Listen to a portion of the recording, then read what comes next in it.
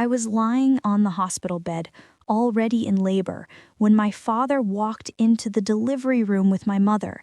He looked at me with cold eyes and said something I will never forget. "This baby should never be born." He said it loudly enough for the nurses to hear. There was no emotion in his voice, just pure hatred. Drop your verdict in the comments before the story begins. Let's see if you're right by the end. And if you love revenge stories, don't forget to like and subscribe.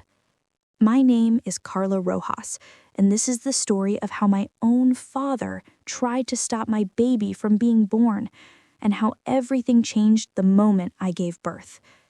I got pregnant at 26. The father of the baby was my ex-boyfriend, who disappeared the moment I told him I was keeping the child. I decided to raise the baby alone.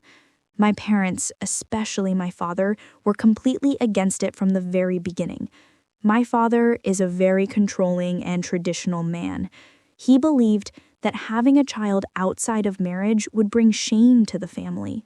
He tried everything to convince me to abort the baby. He threatened to cut me off financially, emotionally blackmailed me, and even tried to involve my relatives. But I refused. When I reached 8 months of pregnancy, my father's behavior became even worse. He stopped talking to me completely. My mother would sometimes call me secretly, but even she was scared of my father. On the day of my delivery, I was alone in the hospital. I had already told my parents not to come. But around 2 a.m., while I was in active labor, the door of my room opened. My father walked in with my mother. His face was stiff and angry. He came close to my bed and looked at me with disgust. "Carla," he said in a low but firm voice, "this baby should never be born. It will ruin our family's name. You still have time. Tell the doctors to do what needs to be done."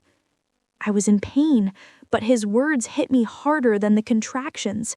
I looked at him and replied weakly, "Dad, I'm already in labor. The baby is coming." My father's expression didn't change. He leaned closer and said something that made my blood run cold. "I already spoke to someone. If you agree, they can still take care of it. No one will know." I stared at him in shock. At that moment, a nurse entered the room and told them to leave because I needed to be prepared for delivery. My mother looked scared and pulled my father outside. But before leaving, my father turned around one last time and looked at me with dead eyes. He didn't say anything. He just gave me one final look and walked out. That look stayed with me, because in that moment, I realized something terrifying. My father didn't just want me to abort the baby. He had already made arrangements for it. The moment my father walked out of the delivery room, I felt a wave of fear I had never experienced before. His last look was not of anger. It was cold and calculated, like he had already made up his mind about something. I was in active labor now. The contractions were getting stronger and closer. The nurse who was with me noticed how scared I looked. "Are you okay?" she asked gently. I shook my head and said in a weak voice, "My father, he said something about the baby. He said it shouldn't be born. I think he's planning something." The nurse frowned. She looked concerned but tried to calm me down. "Don't worry. Right now, your only job is to stay calm and focus on delivering the baby safely. We're here with you." But I couldn't calm down. My father's words kept repeating in my head. He had said he already spoke to someone. That sentence was haunting me. Around 4 a.m., while I was in severe pain, the door of my room opened again. This time, it wasn't just my father and mother. A man in a white coat who looked like a doctor walked in with them. He wasn't one of the doctors who had been treating me. My father stepped forward and said to the nurse, "We need to speak with the doctor in charge. This is a family matter." The nurse looked uncomfortable and said, "Sir, the patient is in active labor. You cannot disturb her right now."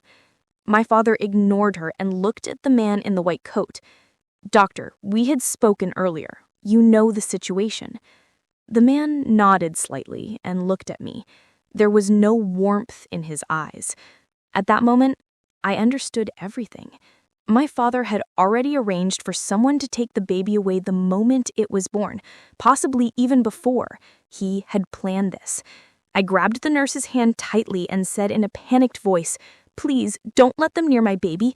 Please, I don't trust them." The nurse looked between me and my father, then quickly pressed the emergency button near my bed. Within seconds, 2 more nurses and the head doctor on duty rushed into the room. "What's going on here?" the head doctor asked sharply. My father tried to speak, but I cut him off. "Doctor, my father is trying to take my baby away the moment it's born. He doesn't want this child to live. Please don't let him near me or my baby." The head doctor looked at my father with a serious expression. "Sir, this is a hospital. We follow legal and medical protocols here. No one can take any decision regarding the patient or the baby without her consent. I suggest you leave this room immediately." My father's face turned red with anger. He pointed at me and said, "She is my daughter. This is a family matter." The head doctor replied firmly, "In this hospital, the patient's consent comes first. Please leave, or I will have to call security." My mother tried to pull my father back, but he shook her hand off. He looked at me one last time with pure hatred and said, "You will regret this, Carla. You have no idea what you're doing." Then he turned around and walked out, with my mother following behind him silently. After they left, the head doctor looked at me and said, "Don't worry. We won't let anyone near you or your baby without your permission. Just focus on delivering safely." I nodded weakly, but tears were flowing down my face. Not because of the pain, but because of the fear and betrayal I was feeling.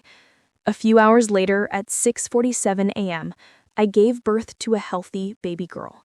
The moment I heard her first cry, something changed inside me.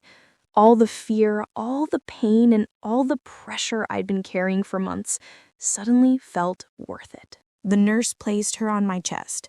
She was small, warm, and crying loudly. I held her tightly and whispered, "You're safe now, baby, I promise." But deep down, I knew this was not over, because my father had already shown that he was willing to go to any extent to stop this baby from existing. And I had a feeling he wasn't going to stop now. After giving birth, I held my daughter tightly in my arms. She was healthy and beautiful, but instead of feeling only happiness, I felt fear. I knew my father wasn't going to accept this easily. The very next day, while I was still in the hospital, my father returned. This time, he came with a lawyer. He walked into my room without knocking and stood at the foot of my bed. "Carla," he said coldly, "I've already spoken to my lawyer. We can still make arrangements. Give the baby up for adoption. No one has to know. This is your last chance to fix this mistake." I looked at him while holding my daughter and replied calmly, "She is not a mistake, Dad. She is my daughter, and I'm not giving her to anyone." My father's lawyer stepped forward and said, "Miss Rojas, your father is willing to support you financially if you agree to give up the child.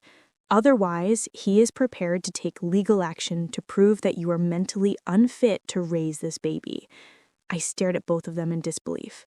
Before I could reply, a nurse who was checking on me stepped in and said firmly, "Sir, you need to leave. The patient has just given birth. This is not the time for this discussion." My father ignored her and looked directly at me. "You're making a huge mistake, Carla. If you don't listen to me, you will destroy your life and this family's reputation." I took a deep breath and replied, "No, Dad. The only mistake I made was staying quiet for so long. From now on, I will do whatever it takes to protect my daughter." My father's face turned red with anger. He pointed at me and said, "You will regret this. Mark my words." Then he turned around and walked out with his lawyer. That same day, I called my own lawyer and told him everything. I also informed the hospital administration that my father was not allowed to visit me or the baby without my permission. The hospital supported me and increased security around my room. Over the next few weeks, my father tried multiple things. He sent people to pressure me, tried to spread rumors about my mental health, and even attempted to get a court order to take the baby away. But every time, my lawyer was ready with evidence. I had kept records of all the threats my father had made during my pregnancy. I also had messages and call recordings where he tried to force me to abort the baby. Along with the hospital staff who witnessed his behavior on the day of delivery, the evidence was strong. Eventually, my father's own actions worked against him. Because of the legal pressure and the bad publicity, many of his business clients started distancing themselves. His reputation in the community took a big hit. He even lost a major contract because of the ongoing legal issues. 3 months later, the court dismissed all his petitions. The judge clearly stated that there was no evidence to suggest I was unfit to raise my child. Instead, the court warned my father to stay away from me and the baby. After that, my father stopped trying. Today, my daughter is 1 year old. She is healthy, happy, and growing up in a peaceful environment. I moved to another city and started a new job. I've cut off almost all contact with my father. Sometimes my mother tries to reach out, but I keep my distance. Sometimes I think about that night in the hospital when my father said the baby should never be born. Those words still hurt me, but every time I look at my daughter's face, I feel thankful that I fought for her.